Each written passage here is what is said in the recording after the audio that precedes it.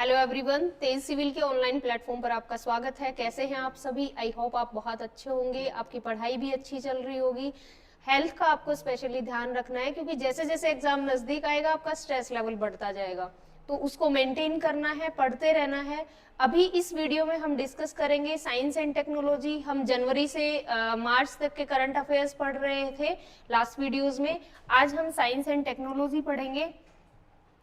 तो इसमें एक जो इसरो है, इसरो ने एक सैटेलाइट लॉन्च किया है जिसका नाम है एक्सपोसैट। एक्सपोसैट है क्या? ये एक सैटेलाइट है, एक्सरे पोलैरिमीटर सैटेलाइट। इसको लॉन्च किसने किया है? इसरो ने। किसने लॉन्च किया? इसरो ने। लॉन्च व्हीकल कौन सा है? PSLV C58। देखो, दो तरह के लॉन्च व्हीकल होते हैं, PSLV and GSLV। PSLV polar satellite launch vehicle और GSLV जियो स्टेशनरी लॉन्च व्हीकल। तो ये किससे किया गया है? PSLV से किया गया है C58। यहाँ पे C58 आपको याद रखना है क्योंकि ये अलग अलग जो सैटेलाइट लॉन्च होते हैं PSLV से, उनको एक नाम दिया जाता है, जैसे इसको दिया गया है C58। बाकी जो इसके फैक्ट्स हैं, जैसे ये इसका ऑर्बिट है, लो अर्थ ऑर्बिट है, ये है 650 किलोमीटर। अब हम देख लेते हैं कि पोलराइज्ड और नॉन पोलराइज्ड रेज कौन सी होती है। देखो, ये स्टडी करेगा एक्सरे। कौन सी एक्सरे? जो ब्लैक होल होते हैं और न्यूट्रॉन स्टार्स। न्यूट्रॉन स्टार्स और ब्लैक होल से जो एक्सरे इमिट होती हैं, उनकी स्टडी करने के लिए हमने एक्सपोसैट भेजा है। जो पोलराइज्ड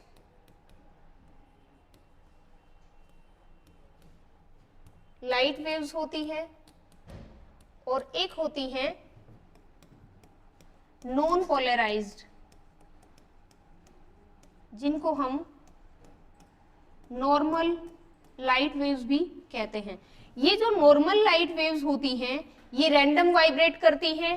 इनके इलेक्ट्रिक और मैग्नेटिक फील्ड वेक्टर्स जो होते हैं वो एक दूसरे के परपेंडिकुलर होते हैं। जो पोलराइज्ड लाइट वेव्स होती हैं ये सिंगल प्लेन में ट्रैवल करती हैं। अब जो सिंगल प्लेन में ट्रैवल करती हैं, तो इसके जो मेथड्स हैं, हम इनको पोलराइज करेंगे कैसे? कई मेथड्स हो सकते हैं, जैसे स्कैटरिंग, रिफ्लेक्शन, रिफ्रैक्शन। ये तरीके हो सकते हैं। एक पोलराइज फिल्टर्स का भी हम यूज कर सकते हैं। अब ये जो एक्सपोसैट भेजने वाला इसरो सेकंड नंबर पे है। फर्स्ट किसने भेजा है? नासा ने, यानी इंडिया सेकंड नंबर पर है। सबसे पहले किसने भेजा? USA ने। USA का है इमेजिंग एक्सरे पोलैरिमीटर एक्सप्लोरर। ठीक है, आपको याद रखना है, इस तरह का सैटेलाइट भेजने वाला भारत दूसरा देश है। अगली न्यूज है sun mission Aditya L1। Launching date सितंबर 2 2023। ये PSLV C57 से भेजा गया। अभी एक्सपोसैट हमने देखा था, वो PSLV C58 था, और आदित्य L1 जो है ये है PSLV C57। याद रखना है, कंफ्यूज नहीं होना है। ये सोलर ऑब्जर्वेशन के लिए है। अब इसमें हम दो तीन चीजें देख लेते हैं कि एक तो हमने इसको L1 क्यों बोला है? लैग्रेंज पॉइंट होते हैं L1, L2, L3, L4 and L5। ये लैग्रेंज पॉइंट होते क्या है कि जो दो बड़ी बॉडीज होती हैं, लार्ज बॉडीज, उन लार्ज बॉडीज का एक ग्रेविटेशनल फोर्स होता है,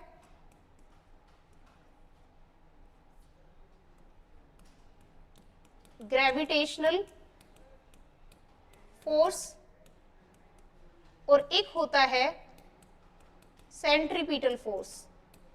ये जो दोनों फोर्स होते हैं इनका बैलेंस होना बहुत जरूरी है। अगर दोनों का ये फोर्स बैलेंस नहीं होंगे तो जो स्मॉलर ऑब्जेक्ट्स हम लॉन्च करते हैं वो वहां स्टे नहीं कर पाएंगे। तो इन दोनों का जो बैलेंस बना रहता है वो इन पॉइंट्स पर बना रहता है। मैं आपको भी डायग्राम भी बता देती हूं।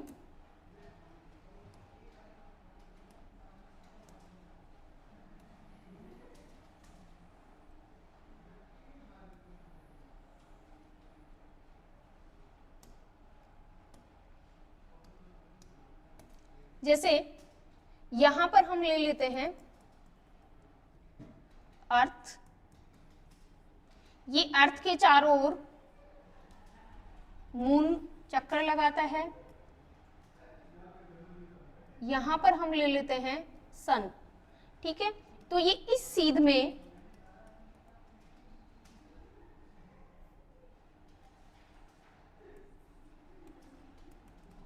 ये मून है, यहां पर ये पॉइंट है L1, यहां पर L2, ये L3, यहां पर L5 और यहां पर L4। तो ये सीक्वेंस होता है L1, L3, L2 और ये है L5 और L4। ये जो तीनों पॉइंट्स हैं L1, L2 एंड L3, ये क्या होते हैं? अनस्टेबल। और ये जो L5 और L4 हैं ये स्टेबल होते हैं। तो ये आपको याद रखना है, ऐसे फैक्चुअल क्वेश्चन पूछा जा सकता है कि L1, L2, L3 स्टेबल है या अनस्टेबल है। आपको स्टेटमेंट दे दिया जाएगा कि L4 and L5 are the unstable Lagrange point, तो आपको वो स्टेटमेंट रोंग मानना होगा, क्योंकि 4 और 5 क्या है? स्टेबल है, और 1, 2, 3 ये तीनों जो हैं ये अनस्टेबल हैं। अभी आरपीएससी ने एक क्वेश्चन पूछा था पहले लूनर मिशन से रिलेटेड, अदर कंट्रीज के लूनर मिशन। तो आपके लिए एक ये होमवर्क है कि इस तरह के जो सोलर मिशन है अदर कंट्रीज के, वो कौन कौन से हैं, आपको कमेंट बॉक्स में ये लिखकर बताने हैं। अगला कोई टॉपिक है, डीआरडीओ ने अभी अपना 66 फाउंडेशन डे मनाया है। तो इसकी स्थापना है वो 1 जनवरी 1958 को हुई थी। हमें इसकी फुल फॉर्म भी पता होनी चाहिए, DRDO, defence research and development organisation, ठीक है। इसके अलावा इससे रिलेटेड जो फैक्ट्स हैं कि इसका जो फर्स्ट मेजर प्रोजेक्ट था डीआरडीओ का, उसका नाम है प्रोजेक्ट इंडिगो। 1980s में integrated guided missile development programme IGMDP, जिसके अंतर्गत 5 मिसाइल्स बनाई गई, अग्नि, आकाश, पृथ्वी, त्रिशूल और नाग। इसके अलावा और भी इंपॉर्टेंट मिसाइल्स हैं, जैसे ब्रह्मोस, पिनाका। इन सभी के बारे में आपको पता होना चाहिए। नेक्स्ट न्यूज है INS Kabra docks in Colombo amid warship deployment Arabian sea. देखो जो INS काबरा है ये एक पेट्रोल वेसल है। पेट्रोल वेसल कौन सी होती है? ऐसी वेसल्स जो गश्ती के लिए यूज की जाती हैं, ठीक है, तो इसका नाम जो है वो अंडमान निकोबार में एक आइलैंड है उसके नाम पर पड़ा है, और ये कार निकोबार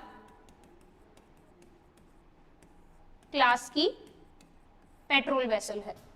कार निकोबार आपको पता होगा, मैं थोड़ा सा ज्योग्राफिकल इसका बता देती हूं। ये अंडमान के हम 4 पार्ट देखेंगे, और ये निकोबार, यहां पर ये 10 डिग्री चैनल है, यहां पर ये डंकन पास। ये जो अंडमान वाला पार्ट है इसको हम 4 भागों में बांटते हैं, अंडमान द्वीप्स को, और निकोबार वाले को 2 पार्ट्स में डिवाइड करते हैं। ये है नॉर्थ अंडमान, ये मिडल अंडमान, यहां पर ये साउथ अंडमान, और ये छोटा मैंने इसलिए बनाया है ताकि आपको याद रह जाए, ये है लिटिल अंडमान। निकोबार के 2 पार्ट हैं, कार निकोबार और ग्रेट निकोबार। हमारा जो सबसे सदर्न पॉइंट है वो कहां पर है? ग्रेट निकोबार में, इंदिरा पॉइंट। तो ये इंफॉर्मेशन आपके पास होनी चाहिए। ये जो कार निकोबार द्वीप है, इस द्वीप के नाम पर ही ये इसी क्लास की वेसल्स है, INS काबरा। एक और एक्सरसाइज भी दी हुई है यहाँ पे, मिलन एक्सरसाइज।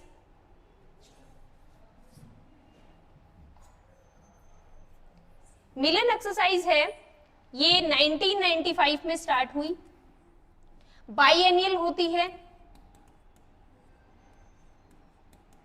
बाईएनियल मीन्स हर 2 वर्ष बाद ये कंडक्ट होती है। अभी इसका 11 सेशन हुआ, कहां पर?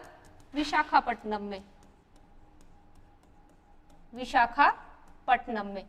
इसमें 4 कंट्रीज शामिल हैं। कौन कौन सी हैं? यानी मल्टी कंट्री एक्सरसाइज है, जिसमें नेवी है वो पार्टिसिपेट करती है। 4 कंट्रीज कौन सी हैं?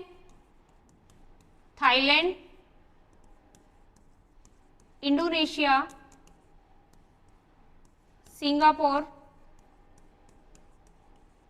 एंड श्रीलंका। कंट्रीज आपको याद होनी चाहिए कि मिलन एक्सरसाइज कौन सी कंट्रीज के बीच में होती है? थाईलैंड, इंडोनेशिया, सिंगापुर और श्रीलंका। अगली न्यूज है, DRDO launched an indigenous assault rifle. Ugram assault rifle है, ये किसने डेवलप की है? DRDO ने। ठीक है, 100 से भी कम दिनों में इसको बनाया है। इसकी रेंज है वो है 500 मीटर, और इसका वेट है वो 4 किलोग्राम से भी कम है। एक और न्यूज है इसी में, व्योम मित्र। व्योम का मतलब होता है स्पेस, और मित्र का मतलब है फ्रेंड। ये फीमेल या वीमेन हम बोल सकते हैं, फीमेल ह्यूमनॉइड रोबोट है। कहां जाएगा ये? गगनयान मिशन में।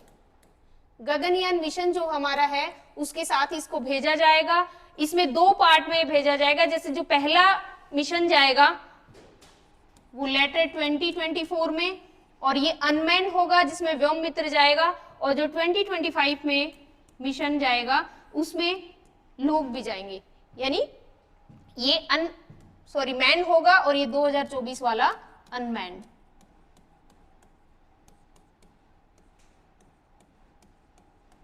ठीक है, अगली न्यूज है,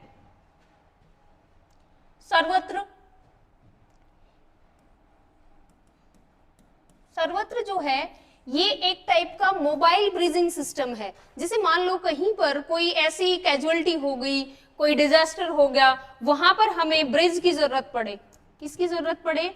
ब्रिज की जरूरत पड़े, तो ये सर्वत्र है। ये एक ऐसी टेक्नोलॉजी है जिसमें with in 100 minutes with in 100 minutes एक ब्रिज बनाया जा सकता है जिससे लोगों को आसानी से वहां से एक्सक्वेट किया जा सकता है। अगली न्यूज है ISRO announce young scientist programme 2024। इसका दूसरा नाम युविका भी है। युविका के फुल फॉर्म है YU से बनेगा युवा, VI से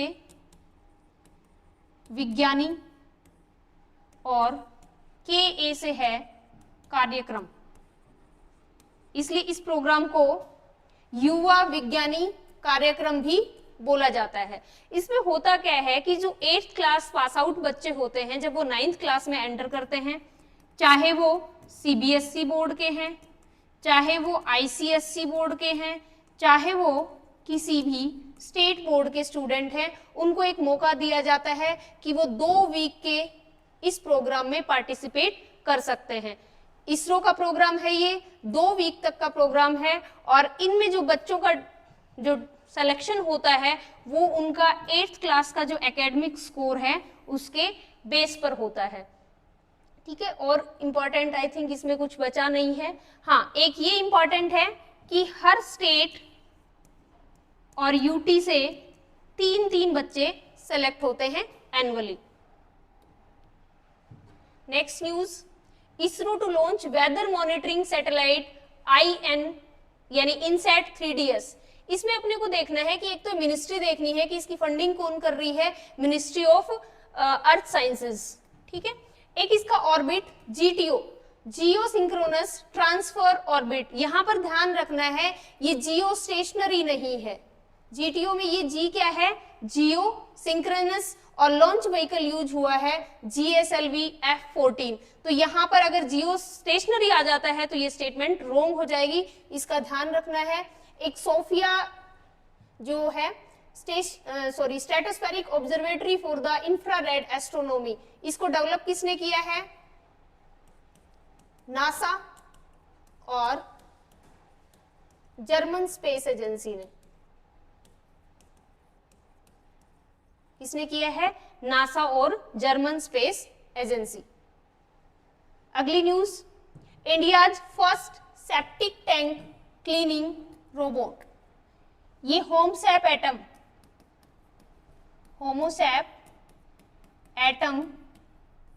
ये क्या है, एक रोबोट है। किसने डेवलप किया है, सोलिनाज। ये एक डीप टेक स्टार्टअप है, IIT मद्रास के अंडर में ये सोलिनाज डीप टेक स्टार्टअप है। इस स्टार्टअप ने ये रोबोट बनाया है जो पहले मैनुअल स्क्वेंजिंग होती थी, जो मेन होल्स होते हैं जिनमें व्यक्ति अंदर जाकर उनकी सफाई करता है, वो अब किससे होगी, इस रोबोट से होगी। तो आपसे ये पूछा जा सकता है कि ये किसने बनाया है, सोलिनाज ने बनाया है। सोलिनाज एक डीप टेक स्टार्टअप है। अगली न्यूज है, भारत ने अपने पहले मानव युक्त यानी जिसमें लोग जाएंगे मिशन में गगनयान के लिए 4 पायलटों का चयन किया है। कितने पायलट, 4। इसमें इनको नाम दिया गया है गगनवीर। क्या नाम दिया गया है, गगनवीर। इसके अलावा जो अनमैन जो मिशन जाएगा उसमें व्योम मित्र जाएगी। क्या है, ये एक फीमेल रोबोट है। नेक्स्ट न्यूज है, haemophilia A, first human clinical trial हुआ है हीमोफीलिया ए के लिए, जो जीन थेरेपी होती है। थोड़ा हम देख लेते हैं हीमोफीलिया है क्या। हीमोफीलिया एक जेनेटिक डिसऑर्डर है,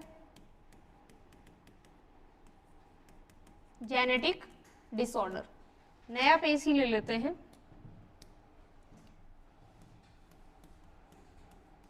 हीमोफीलिया क्या है, ये एक जेनेटिक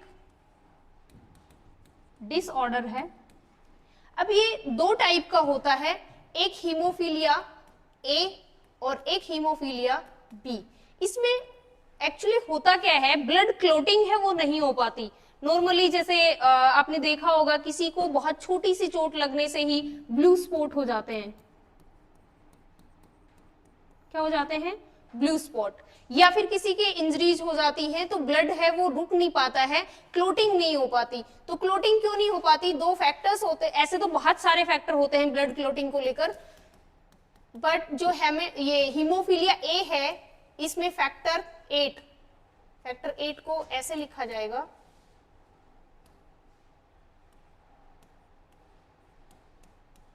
फैक्टर 8, और हीमोफीलिया बी में फैक्टर 9। ये जो दोनों फैक्टर हैं इनके जो जीन्स होते हैं यानी ये जो फैक्टर्स हैं इनमें म्यूटेशंस हो जाती हैं, क्या हो जाती हैं, म्यूटेशन। जब फैक्टर 8 और फैक्टर 9 में म्यूटेशन होती है यानी कि ये हीमोफीलिया ए और हीमोफीलिया बी, इसको क्लासिकल हीमोफीलिया बोलते हैं और इसको बी को क्रिसमस हीमोफीलिया बोलते हैं। ये जनरली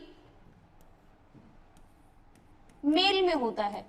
मेल में ज्यादा क्यों होता है, ऐसा नहीं है कि फीमेल में होता ही नहीं है, फीमेल में कंपैरेटिवली ये बोले कि मोस्टली ये मेल में ही होता है, फीमेल में बहुत कम होता है। इसका एक मेन कारण है एक्स क्रोमोसोम। मेन कारण क्या है, एक्स क्रोमोसोम। जो फीमेल होती हैं उसमें XX क्रोमोसोम होते हैं, मेल में XY क्रोमोसोम होते हैं। जब ये X क्रोमोसोम है इसमें अगर किसी तरह का यानी कि फैक्टर 8 और फैक्टर 9 इनमें अगर कोई म्यूटेशन है तो डेफिनेटली इसमें हीमोफीलिया होगा। लेकिन अगर फीमेल में एक X है वो अफेक्टेड है तो इससे हीमोफीलिया नहीं होगा, क्योंकि जब दोनों XX अफेक्टेड होंगे तभी इसमें हीमोफीलिया के सिम्टम्स दिखाई देंगे। अगली न्यूज है Jindal stainless steel limited Hisar में स्थित स्टेनलेस स्टील क्षेत्र में भारत के पहले ग्रीन हाइड्रोजन प्लांट का उद्घाटन किया गया है। कहां पर किया गया है, ये हिसार में। हिसार कहां है, हरियाणा। तो एक वन लाइनर फैक्चुअल क्वेश्चन पूछा जा सकता है। नेक्स्ट है सखी ऐप, गगनयान दल के लिए ये जरूरतमंद नहीं आएगा, यानी कि जो गगनयान में गगनवीर जाएंगे उनकी हेल्थ का ध्यान रखने के लिए, उनके साथ कम्युनिकेट करने के लिए ये एक ऐप लॉन्च की गई है जिसका नाम है सखी ऐप। तो आपसे पूछा जा सकता है कि ये जो ऐप है ये किससे रिलेटेड है, तो ये गगनयान से रिलेटेड है। ये किस में हेल्प करेगी, जो गगनवीर हैं उनकी हेल्थ का ध्यान, जैसे उनकी हार्ट बीट कैसे चल रही है, उनका बीपी कैसे चल रहा है। और ये विजिट जो होगी गगनवीर की ये 3 दिन के लिए होगी। तो साइंस एंड टेक का जनवरी से मार्च तक का इतना ही था। अब नेक्स्ट वीडियो में हम नेक्स्ट क्लास में देखते हैं नेक्स्ट टॉपिक। तब तक के लिए थैंक यू।